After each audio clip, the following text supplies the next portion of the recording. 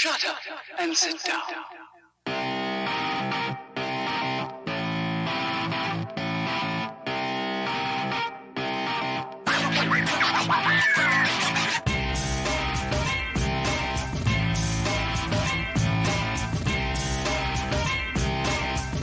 Hello everybody. What's up, guys? What's up?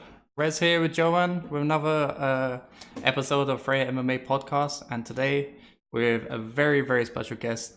Indeed. So special to the point of we cannot introduce him ourselves.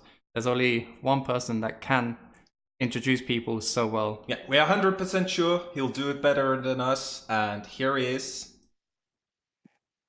Hi guys, ladies and gentlemen, this is the MMA... Wait. Messed it up, guys. Messed it up. Start again, but, leave it in. All right. This is the Freja MMA podcast. I am your guest for today, Ricky Wright. Amazing, dude. One of the best in Europe, I'd say. Yeah. For sure.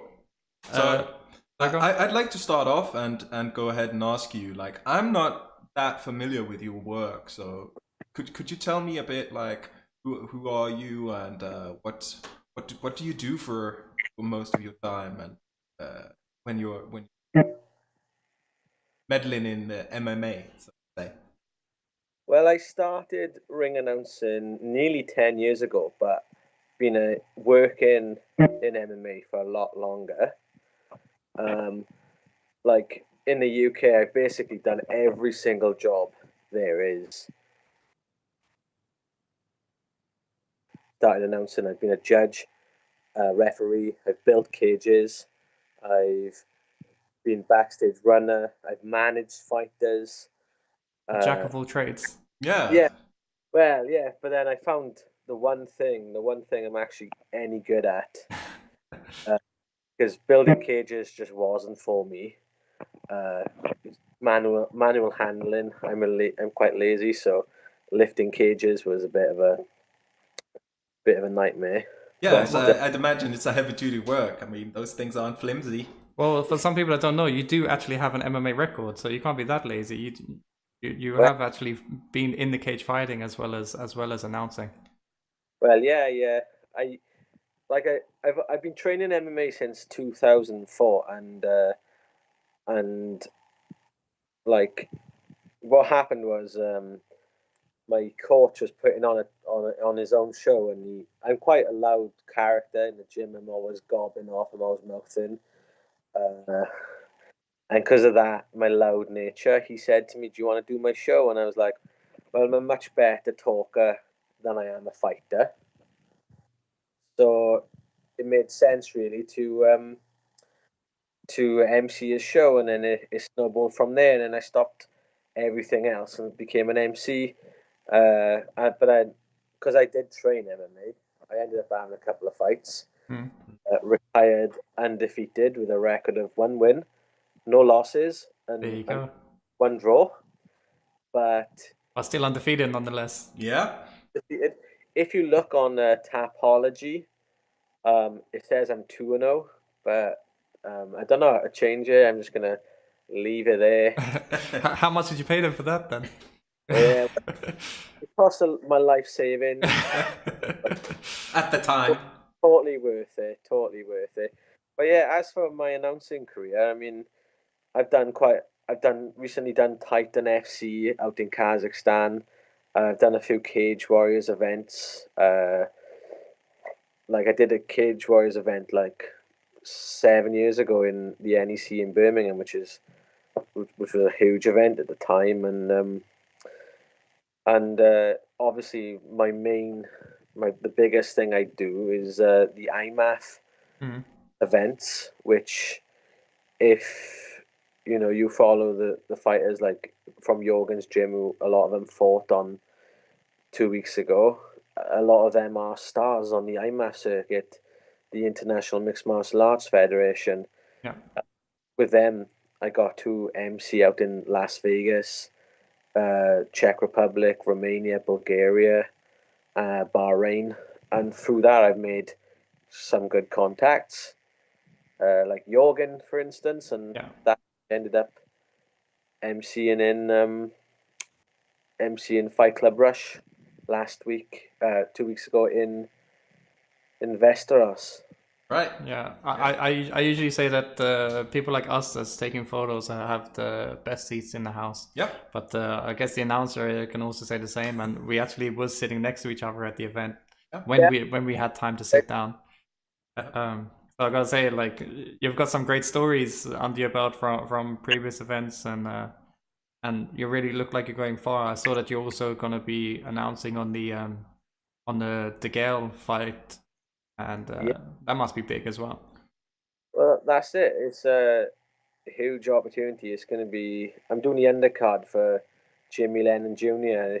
If you know your ring announcers, Jimmy Lennon Jr. was the guy who did all the Elite XC events before UFC bought them out. He's probably like the second most famous ring announcer of all time. Okay. I get to do his undercard in the O2 Arena on a big pay-per-view card, so hopefully I'll get on TV. But that's a massive deal for me. Yeah, it's really good. So congratulations for that. Like you in my experience, you've been the best ring announcer I've seen.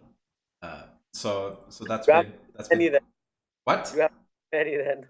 Well, what you mean live? You're not telling a lie by saying that, but I mean, still, we had the one in Stockholm and so I've seen, but definitely a step above the rest.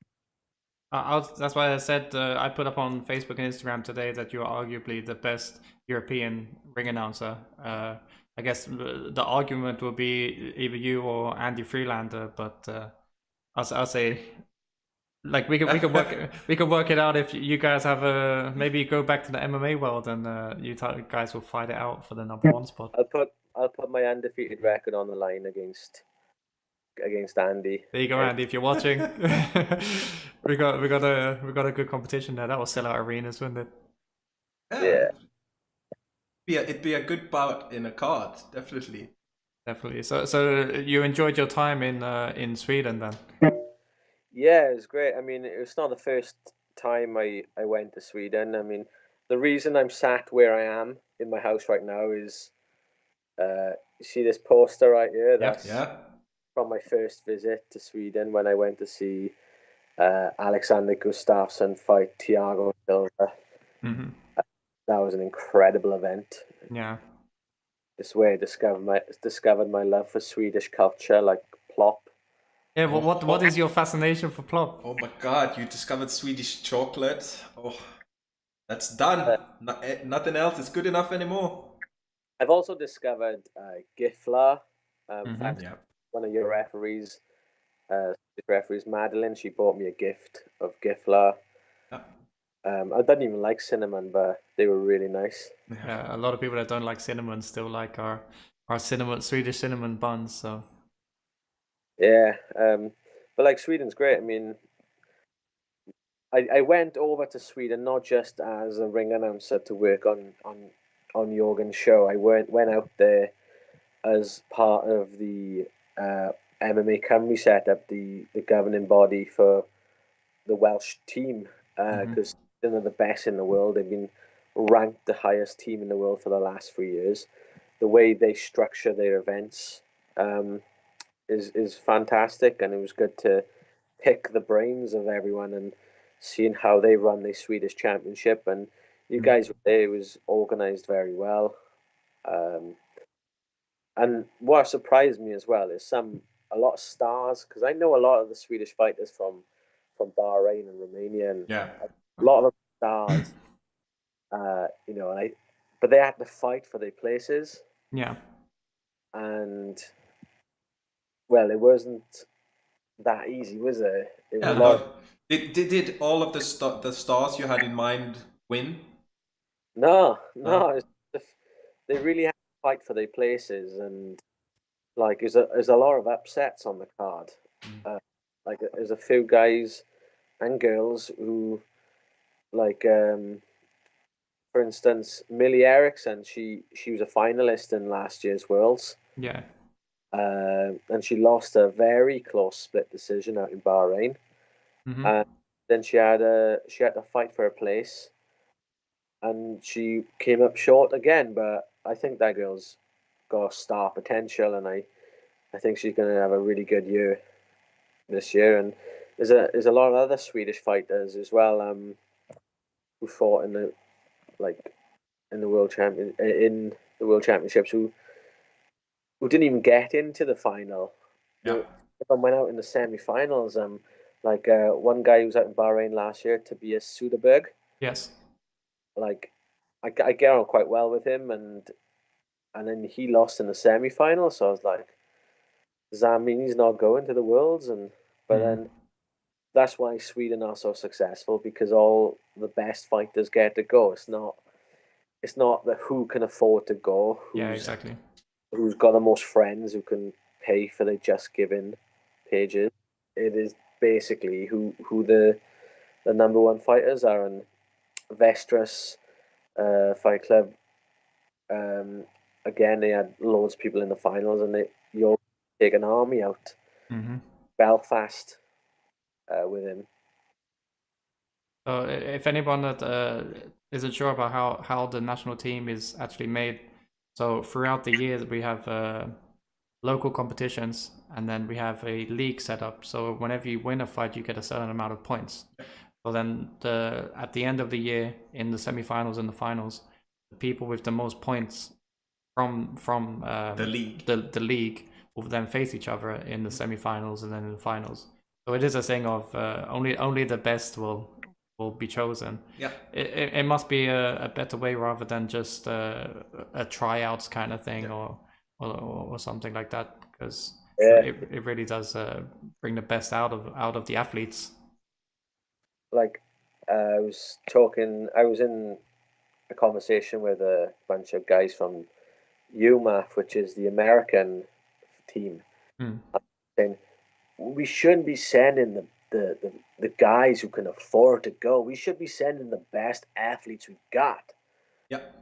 And that's exactly what Sweden do, and that's America, who are dominant in the UFC and other big organizations, struggle at the amateur level because they really haven't got the system set up like the SMAF have got. Yeah. So. I don't actually know the kind of funding that the UFC or the MMA fighters get, but normally in Swedish, how would you say, like community life, you have Swedish state normally steps in with a lot of money to small organizations for participations and event travels and stuff like that, and that is normally funded by the Swedish. Some of it is funded from the Swedish gambling corporation, Svenska Spel. So they take the winnings from the gambling and put it into like community clubs. So like I as an individual, when I play, can choose Västerås Fight Club to receive the profits from me, or like as a I can choose them as an end source for the money. I didn't even know that, so. Well, that's so cool. I mean, again, Sweden got support from the state. That's great. It's really rare. It's like rare as a unicorn to get that in any other country in the world. So, once again, I'm not sure exactly how they finance the travels and stuff, but I know that there's participation lists for like basic clubs and stuff. I know that the winner of the Swedish championships, like the one that gets the gold, does get to go for free. Yeah, everything is paid for and everything. So there you go. Yep. So that's a model I think you could emulate if you're really looking for the people to be able to express their talents. That is definitely a successful way, because not having funds is a hindrance to so many people. Yeah, that would be a possibility to solve those issues, especially with a sport such as MMA, where you're in the gym for 3, 4, 5, 6 hours a day. It's a bit hard to have a job at home as well. If you don't have a sponsor, what are you gonna do? That's it. And but then again, at the Swedish national championships, I found new stars. were unearthed. Do you know? Everybody was talking about the one guy, Awat Kozadi. Yeah. Yes, exactly. Yeah. What a character! Yeah. A personality, right? Really big personality shining through. Yep, and I don't speak Swedish, but I understood every single word he said on his post-fight You speak interview. energy. Yeah. The international language of swearing, and Yeah. it was great. It was fantastic. He walked in. He had an aura about him. He went in. He smashed his opponent, and then he did the post fight interview. And I thought, what a guy! I can't wait to see him in Belfast tearing it up. And as long as he's not fighting a Welsh guy, I hope he gets the gold. I mean, it's those kind of characters that people are looking for. I'm sure even promoters in England would be happy with his energy, even though they don't understand exactly what he's saying. There's just the personality shining through is great. And I saw on your podcast, MMA Wales podcast, everybody should check it out, that you was talking about the two Westeros Fight Club guys that were fighting each other for a spot in the final. We actually done an article about that called Battle Friends. And that fight just drew so much emotion from the crowd because everybody knew that they were from the same gym, but yet they wanted to beat each other. Yeah. But they're best friends. And they didn't hold back, did they? Not at all. That's not great. at all. This one time I went to Czech Republic in Prague, and how it works now with IMAF is if you are in the brackets if it's two people from the same team representing the same country, they won't meet each other until the final. Mm-hmm. That wasn't always the case, and you had two guys from Iceland who met each other in the semi-finals. They gloved up, they wrapped their hands, they did their entrance, they walked onto the cage, the bell went, referee, started the fight. They came out, they hugged each other, and one of them tapped the floor, forfeiting the match. And I was like, what? And people were like, oh my god, that's so nice sportsmanship. I'm like, screw that. Yeah. Sending a fresh guy to the finals. What's a better story though? That's what we've got to think to ourselves. Yeah. It's like I love my friends, but if I had to fight them, I'd punch the living daylights out of them. It's like what Israel Adesanya said. He'll fight anyone. He'll fight his nan if she wasn't dead. Yeah. Like it's just how it is. You want to an MMA fighter. Their record is everything, because that's what you're getting sold on. I'm talking to someone that's undefeated. You should know that. So your MMA record is everything. Well, yeah, I mean, one of my fights is up online if you want to check it out. It's a bit embarrassing. I mean, just... Yeah, I actually I saw it today, and it wasn't Demetrius Johnson you was facing, was it? It must have been someone else. Two fat guys from Lever. Bit of a war, but no, but like there's two Swedish guys. They went for it. They tried to beat each other, and it was a good fight. And as it happens, both will probably go on to represent Sweden now because I think it was Amir Malikpour. Yes. The final. He's turning pro. Is that correct? Yeah, from what I've heard, that is correct. So both Daniel and Alexander will be going to the Euros and the World Championships. Yeah, that'd be great. That's great, and they really earned it. They put their friendship on the line for 9 minutes, and maybe they'll fight again in an all Swedish final. Yep. Yeah. They could be fighting again in every competition now. Yeah. You never know. There's just a full random draw, right, for the European Championship. I think so. I'd imagine that. The whole thing with favoring and splitting countries. Maybe apart from Bahrain, I don't know. I don't know what the deal is there. I don't know if there is any favoritism. They'll be in opposite ends of the bracket. So they'll be. So like people from after the Iceland debacle back in Prague, where the guy tapped the floor, they've separated all the like if two people are representing the same country, they won't meet now until the finals. Which is a great thing, really. Yeah. So if we move on a bit from Westeros and the most recent event, and we have a few questions for you.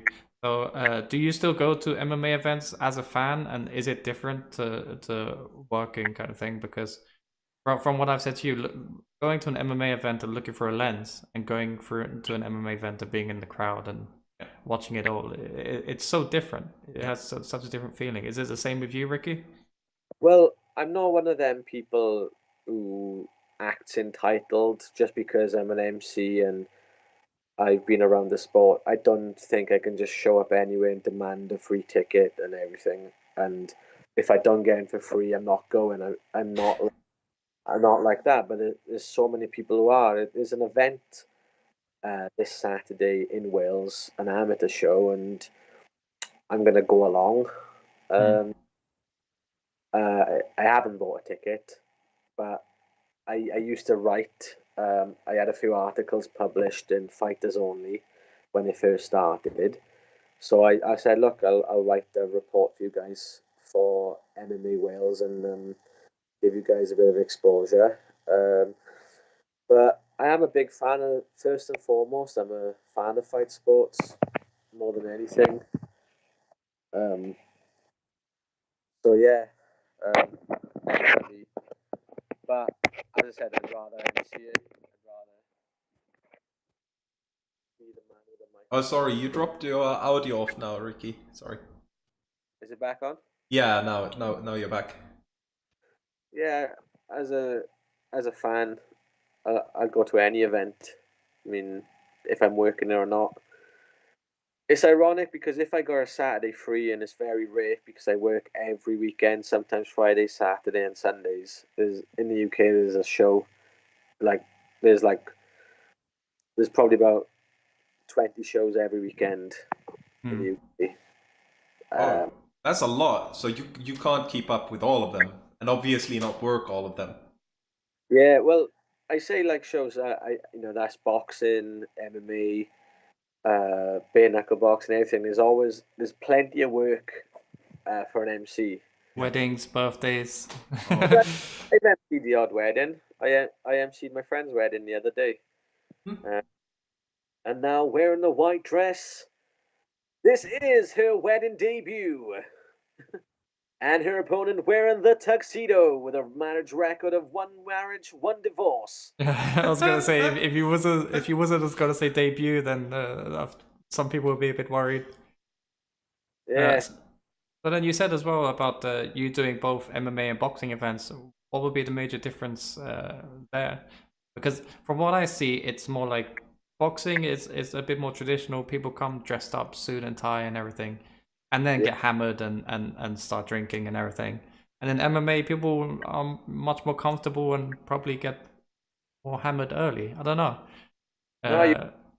When you go boxing events in the UK, all the officials are dressed in shirt and tie with bow tie. But like when I rock up at an MMA show, if I see someone else in a bow tie and shirt, I think they've double booked the MC. One of us has got to go. So then you put your record on the line once more. Yeah, I say no. There's a cage right there. We got a referee. If Madeline Fogellin's around, she can referee. I think she'll give it to you nonetheless. Yeah, no bias of there. Yeah. You have any more questions? No, I was just really interested in your background because, well, we met in Westeros for the first time, and it was so cool watching you work and going up and down and talking to you in between. Just an all around nice guy. Yeah, it was you made the night better for me. Sure. Thank you. You two made the night better for me as well because I had someone to talk to at ring, because I sat in my little chair and I was like, you guys knew what was going on, I could always come to you and ask for pronunciations of certain names. So it was good to be there. Like I've been booked for another event in Sweden. I don't know if you know yet. In the summertime, I'm assuming. Yep. Excellence Fight Night. Excellent. Okay, Excellence Fighting Championship, I think it was. Yep, Excellence Fighting Championship. So Yeah. I'm booked for that with Anders. That should be really cool. I'm looking forward back to a different part of Sweden this time. Sorry, I think my mother's here. Yeah, perfect. Is she gonna join in? Mum, you're on the podcast in Sweden. Hello. Hello from Sweden. That's my mother. She gave birth to me. They do that sometimes. Yeah, Mothers, that is. I've heard of that before.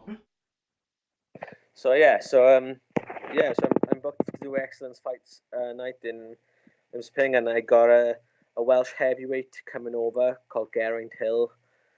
Geraint the Sloth Hill. He's fighting, meant to be fighting Maximilian. The contract hasn't been signed yet, but it's in the pipeline. So hopefully we can get that fight made, because like there's been a long-standing, I wouldn't say rivalry, but more of camaraderie between Sweden and Welsh fighters. Like Jorgen's been bringing over guys from his gym over now for the last year and a half to fight on Adrenaline Fight Night. So Yeah, I heard one of our guys has one of your titles as well. So I'm Yeah. sure we'll be the Swedish guys will be back. I think all you guys have got our titles. I think Robin Roos is the amateur welterweight champion. Oh, Tobias Harila is the professional featherweight champion. So obviously Robin's going to vacate his belt, but he's got his eye on the professional title now against Aaron Khalid, who's the Adrenaline Fight Night welterweight champion. He recently beat Hakan Foss on the latest Cage Warriors. Uh-huh. That'd be good. Yeah, that'd be a great fight. We got a question here from your favorite Swedish referee, Madeline. He says, does Swedish amateur MMA differ from other MMA scenes you've seen? And if so, how? Well, the referees are better for a start. A good one there. swing. Now, I said, well, we touched upon it earlier with the way everything's the championships are run and they got a league table, but Sweden, in many ways, is far more advanced than the UK, but in many ways, is behind as well. Like Swedish MMA scene reminds me of the UK MMA scene like 15 years ago, where everyone seems to go to each other's events, everyone seems to support each other. Yeah. Whereas that's what UK MMA used to be like, but now everybody's out for themselves. Yeah. We were talking about that last time. That there's no beef. There's no angry characters. It's all just hugs. There's no bad guy good kind of feeling. thing. Yeah.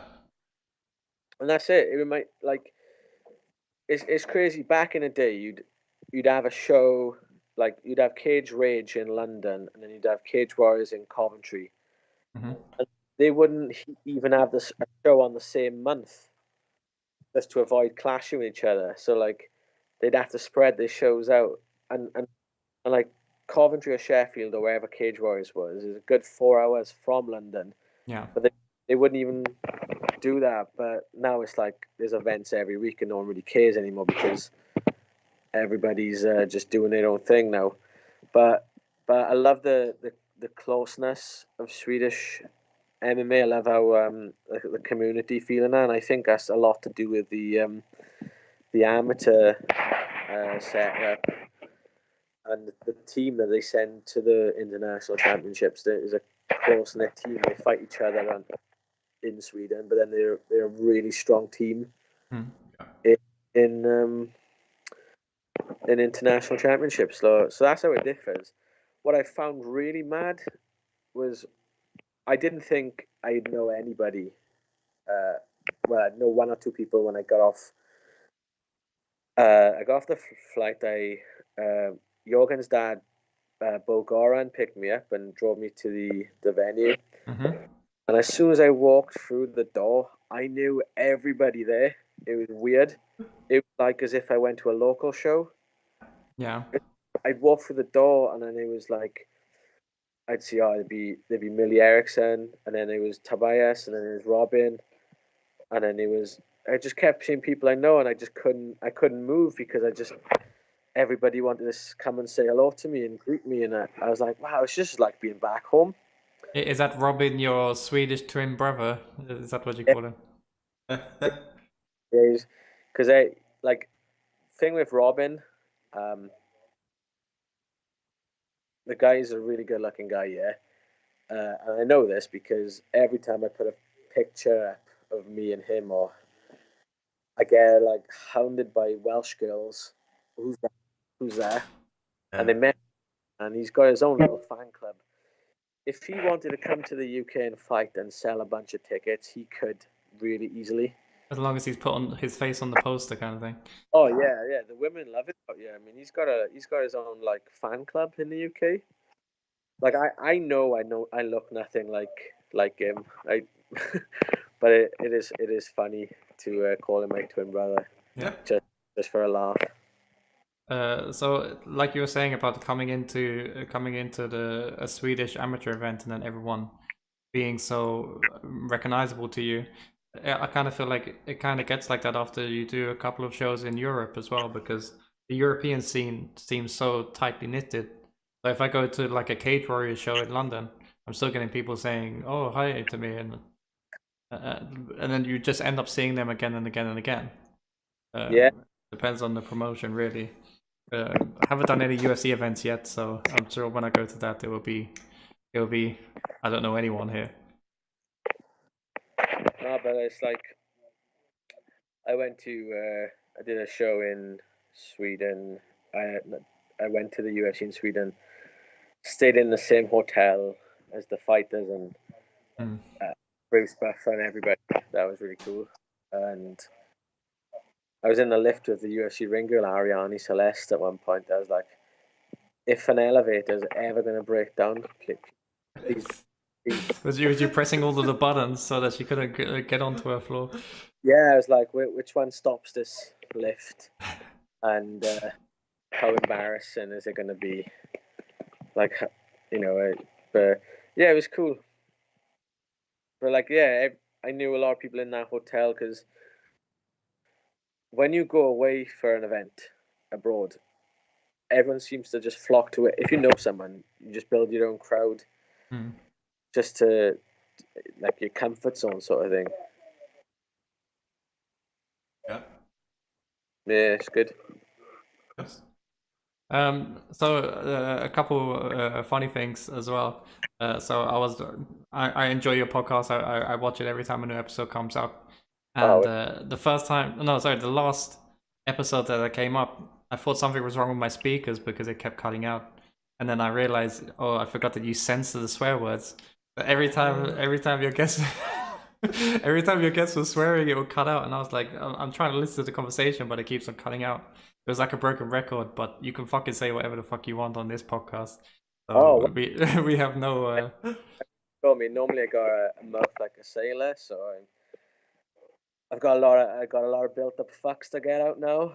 Okay, you could do that in the last part of this podcast. Then Sweden and censorship doesn't really go hand in hand.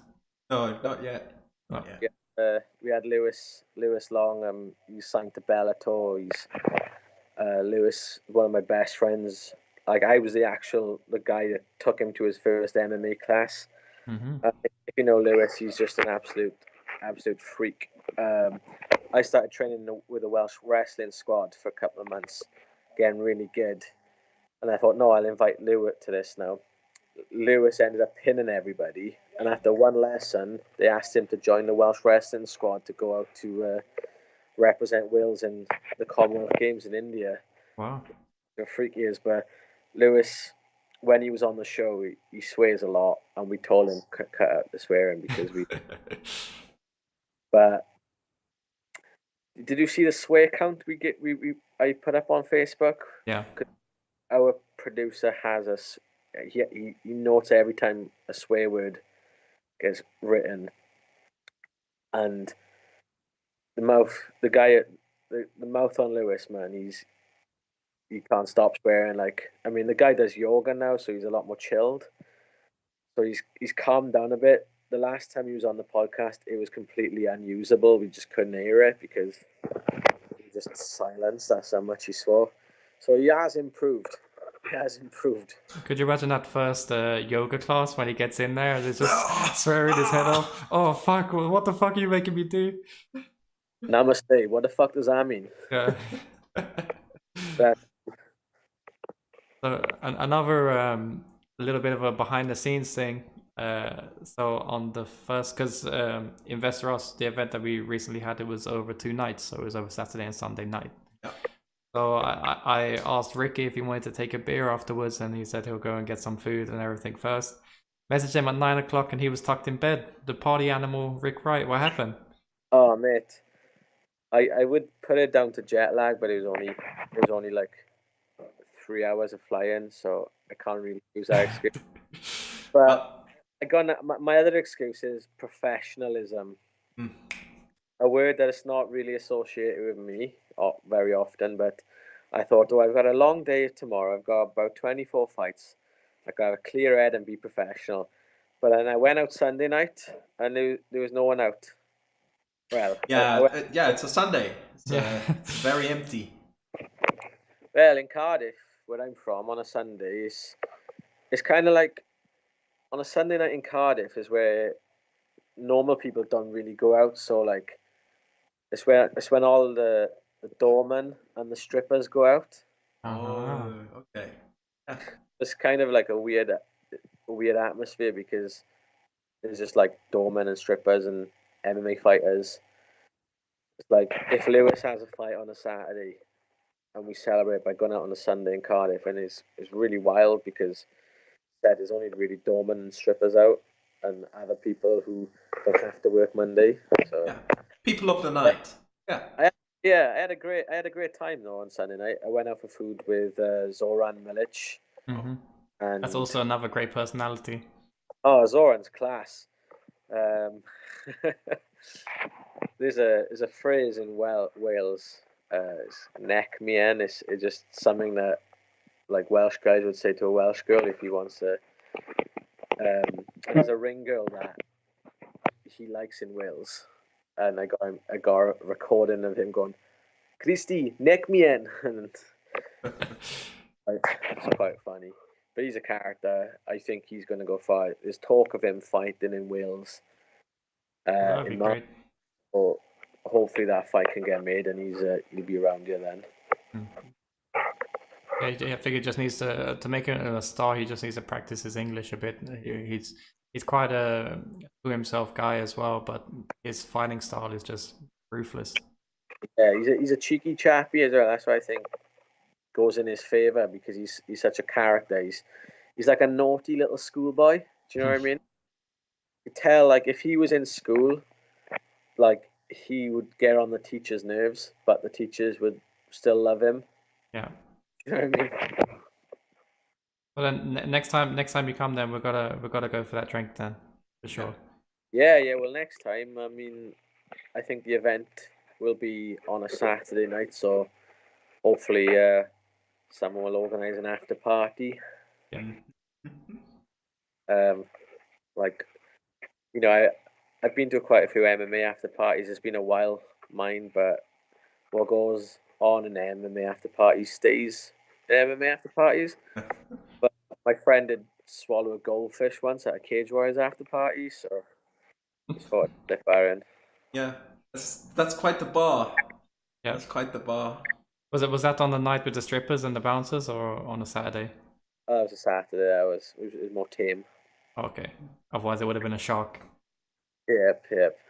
So I guess Westeros need to get more strippers so that Ricky could go out on a Sunday night and have fun. I had a great time. They gave me something called snooze, Oh, and the nicotine of Sweden. Are you still spinning from that? yeah, I can still taste it. I was in Las Vegas last week on holiday, and I went to this bar called Hogs and Heifers, and it's a bit of a dive bar. And I went to the toilet, and I could see loads of bags of snus on the floor in the toilet. So I was like, oh, I can still taste it. But it took me back. Yeah, snooze is quite big in America as well. Yeah, they just call it tobacco pouches. And it's the same kind of thing. Yeah, it was mad.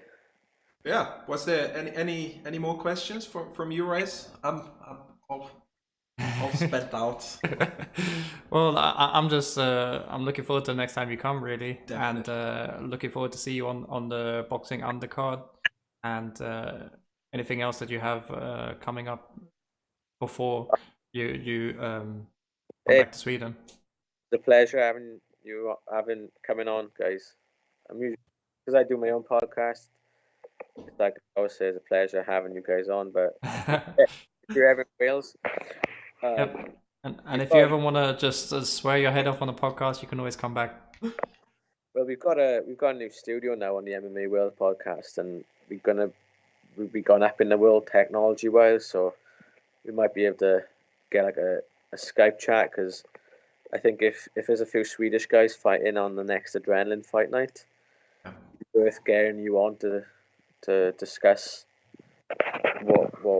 who they are and what are they about. You're the guys who are best in the know. Thank you.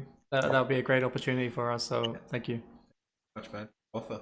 And so I guess you're the only person that can also sign us out. So yeah. So if everybody has a good week, have a good weekend. We'll be coming up with new stuff soon.